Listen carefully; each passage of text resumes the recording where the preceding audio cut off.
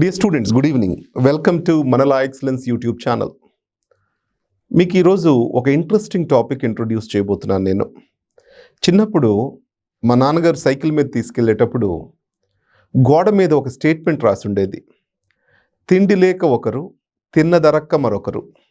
అంటే అసమానతల గురించి చెప్పడానికి బక్కపలుచుగా ఎముకల గూడుతో ఉన్న వ్యక్తి ఒకరు, అలానే ఒక షావుకారు గారు సిల్క్ లాల్చి వేసుకొని ఇంకోవైపు ఒక బొమ్మ ఉండేది.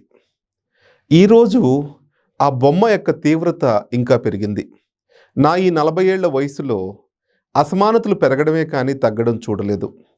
ఈ క్రమంలో ఈరోజు ఒక రిపోర్ట్ వచ్చింది. అంబానీ గారు దేశంలో అత్యంత ధనవంతులు, ఆ తర్వాత ఆదానీ గారు, అలానే ఆక్స్ఫామ్ ఇంటర్నేషనల్ లాస్ట్ ఇయర్ ఒక రిపోర్ట్ ఇచ్చింది. ఆ రిపోర్ట్లో భారతదేశంలో అత్యధిక పావర్టీ ఉంది. అంటే భారతదేశం ప్రపంచానికి కంట్రిబ్యూట్ చేసే జనాభా కంటే కూడా పేదరికాన్ని కంట్రిబ్యూట్ చేసేది ఎన్నో రెట్లు ఎక్కువ అని చెప్పడం జరిగింది.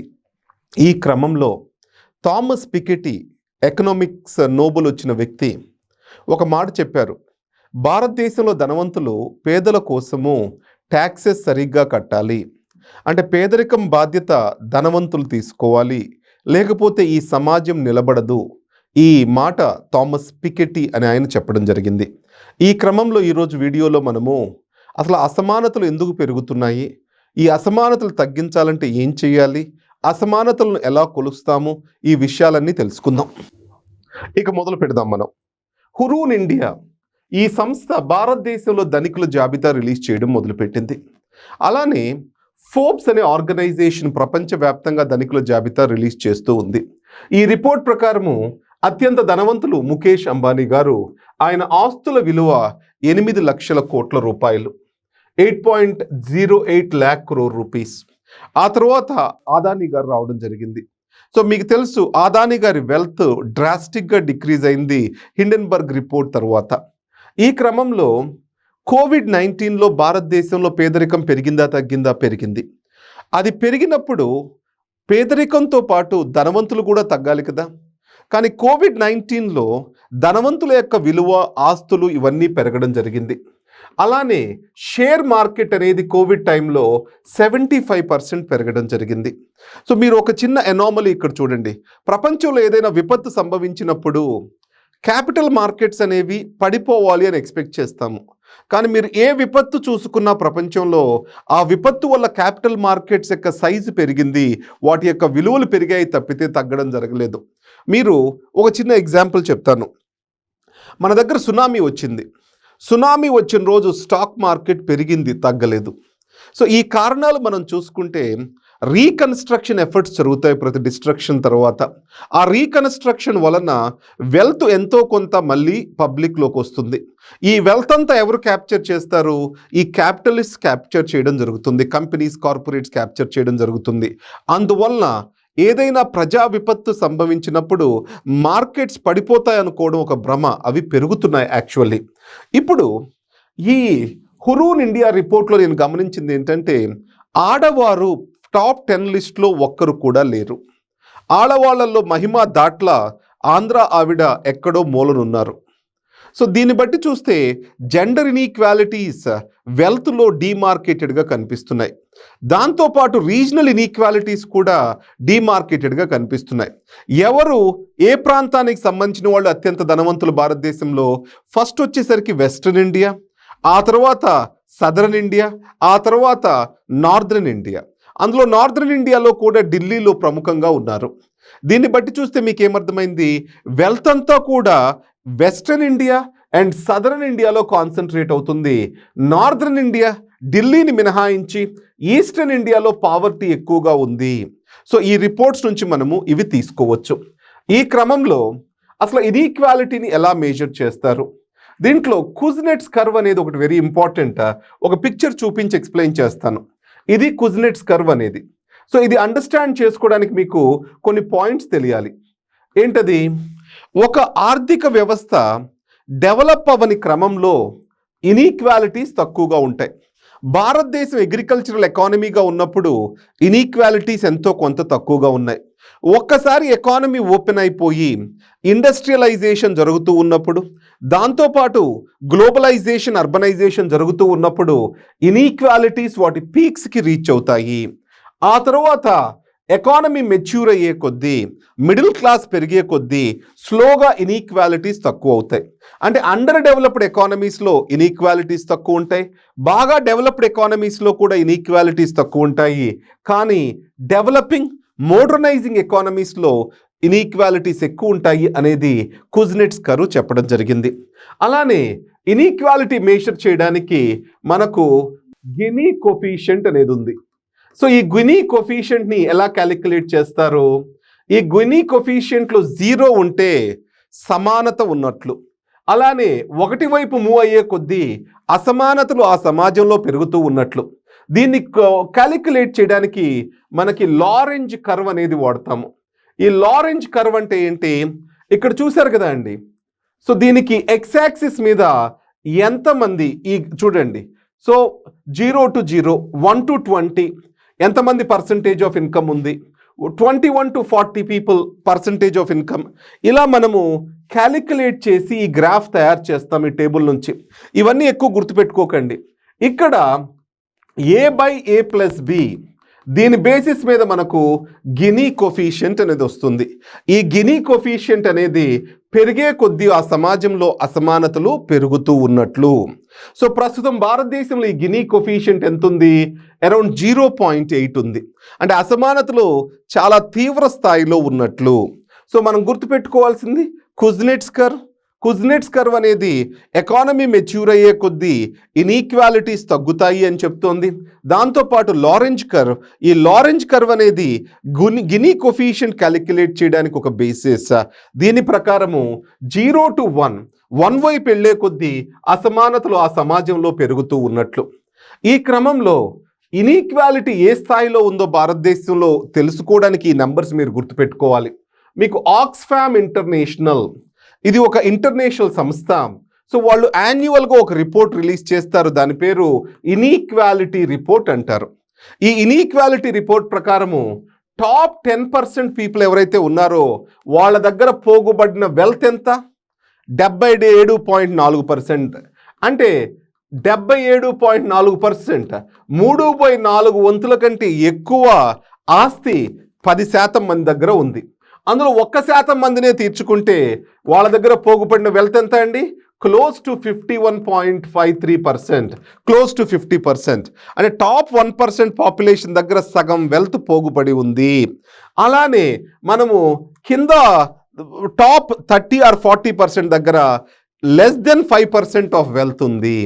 అంటే పైకి వెళ్ళే కొద్దీ ఇన్ఈక్వాలిటీస్ పెరుగుతూ ఉన్నాయి. క్లియర్గా దీన్ని చూడండి. సో ఈ ఆక్స్ఫామ్ ఇంటర్నేషనల్ ఇచ్చిన నంబర్స్ని గుర్తుపెట్టుకోండి. టాప్ 10% దగ్గర 77% ఉంది. టాప్ 1% రిచ్ పీపుల్ దగ్గర 51% విలువ ఉంది. ఈ క్రమంలో అసలు ఇన్ఈక్వాలిటీస్ ఎందుకు పెరుగుతున్నాయి భారతదేశంలో? ఒకటి హిస్టారికల్ ఫ్యాక్టర్స్. మీరు చూస్తే కులాలు, మతాలు, అలానే జెండర్, వీటన్నిటి వలన వెల్త్ కొందరిలోనే నిక్షిప్తమై ఉంది. మీరు ఉమెన్, ఇందాక నేను చెప్పాను టాప్ 10 లిస్ట్లో ఉమెన్ ఒక్కరు కూడా లేరు అనేసి. దాన్ని బట్టి మీకు ఏమర్థమైంది? పేట్రియార్కల్ సొసైటీ, పితృస్వామ్య మన సమాజంలో ఆడవాళ్లకు ఆస్తి హక్కులు లేవు. సుప్రీంకోర్టు తీర్పుల వల్ల కొన్ని వచ్చినా కానీ ప్రొడక్టివ్ అసెట్స్, ఉత్పత్తి సాధనాల మీద ఆడవారికి కంట్రోల్ లేదు. అలానే కులానికి వస్తే కులంలో కూడా ల్యాండ్ అనేది important means of production, capital అనేది ఇంపార్టెంట్ మీన్స్ ఆఫ్ ప్రొడక్షన్. ఈ ల్యాండ్, భూమి, అలానే క్యాపిటల్ కొన్ని కుల వ్యవస్థ చేతుల్లో బందీలై ఉన్నాయి. ఇప్పుడు చూస్తే capital, most of the capital ఎవరి చేతిలో ఉంది? కొన్ని కమ్యూనిటీస్ చేతిలోనే ఉంది. అంటే బలమైన కుల వ్యవస్థలు అండ్ బలమైన మత వ్యవస్థలు, వీటన్నిటి వలన ఆపర్చునిటీస్ అనేవి కొందరి చేతుల్లోనే ఉండిపోయినాయి. రెండోది వచ్చేసరికి మీన్స్ ఆఫ్ ప్రొడక్షన్, ఉత్పత్తి సాధకాలు కొన్ని వ్యక్తులు, కొన్ని వర్గాల చేతుల్లోనే నిక్షిప్తమై ఉన్నాయి. దీన్ని హిస్టారికల్ ఫ్యాక్టర్స్ అంటాం. అలానే భారతదేశము జాబ్లెస్ గ్రోత్ అనే ఫేస్ చూసింది. ఈ పదమేంటో అర్థం చేసుకుందాం. జాబ్లెస్ గ్రోత్ అంటే మనకి వృద్ధి వస్తుంది కానీ ఉద్యోగాల కల్పన జరగట్లేదు. నార్మల్ ఇక్కడ ఒక పదం గుర్తుపెట్టుకోండి, దాని పేరు ఎంప్లాయ్మెంట్ ఎలాస్టిసిటీ అంటాం. అంటే ఒక సెక్టార్లో ఉద్యోగాలు ఎలా జనరేట్ చేయగలము, అంటే 1% గ్రోత్ తీసుకొస్తే ఆ సెక్టార్లో ఎన్ని ఉద్యోగాలు డెవలప్ చేయగలము అనే దాన్ని మనము ఎంప్లాయ్మెంట్ ఎలాస్టిసిటీ అంటాం. ఈ ఎంప్లాయ్మెంట్ ఎలాస్టిసిటీ అనేది సర్వీసెస్ సెక్టార్కి చాలా తక్కువ ఉంటుంది. కానీ భారతదేశంలో ఇప్పుడు 3/4 ఆఫ్ ద గ్రోత్ ఎక్కడి నుంచి వస్తుంది?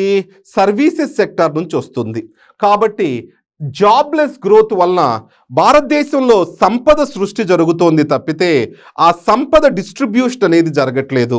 సింపుల్గా చెప్పాలంటే ఒక రైతు కొడుకున్నారు, ఒక సాఫ్ట్వేర్ ఇంజనీర్ ఉన్నారు. వీళ్ళిద్దరిలో ఎవరు ధనికులు అవ్వడానికి అవకాశం ఉందండి? సాఫ్ట్వేర్ ఉద్యోగం చేసే అతనికి వెల్త్, ఇన్కమ్ ఈ రెండు ఎక్కువ రావడానికి అవకాశం ఉంది. అండ్ భారతదేశంలో ఎటువంటి ట్యాక్సెస్ ఉన్నాయో ఒక్కసారి ఇవి కూడా చూద్దాము. వెల్త్ ట్యాక్స్ అనేది అంటే లెట్స్ టేక్, మా తండ్రి నాకు ఆస్తి ఇస్తున్నప్పుడు ఆ ఆస్తి మీద ఎటువంటి ట్యాక్స్ లేదు.